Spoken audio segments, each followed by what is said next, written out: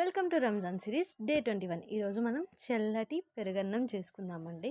దానికోసం 1/4 కేజీ ఉల్లిపాయలు, 100 గ్రామ్స్ పచ్చిమిర్చి, దానిమ్మ పండు 100 గ్రామ్స్, ద్రాక్ష 100 గ్రామ్స్ మరియు క్యారెట్ని తురుముకొని తీసుకోవాలండి 100 గ్రామ్స్, కొత్తిమీర కొంచెం మరియు కరివేపాకు కొంచెం. వీటినన్నిటిని కోసుకొని పక్కన పెట్టుకోండి.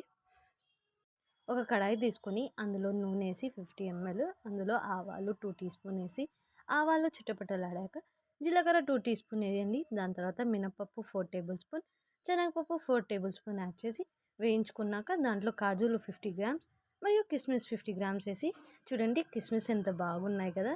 దాని తర్వాత మనం ఉడకబెట్టుకున్న అన్నంలో ఇవన్నీ యాడ్ చేసేసేయండి. యాడ్ చేసేసి బాగా కలుపుకోండి.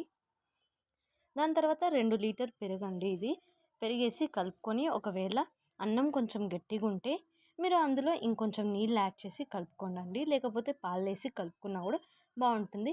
మరియు మన ఫ్రూట్స్ అనేవి యాడ్ చేసుకొని కలుపుకొని అందులో మనం వేయించుకున్నాం కదా అది వేసి కలిపేస్తే చల్లని పెరుగన్నం అయితే రెడీ అయిపోతుందండి. కడుపుకి చాలా సాటిస్ఫాక్షన్ ఉంటుంది. నా వీడియో నచ్చినట్లయితే నా ఛానల్ని సబ్స్క్రైబ్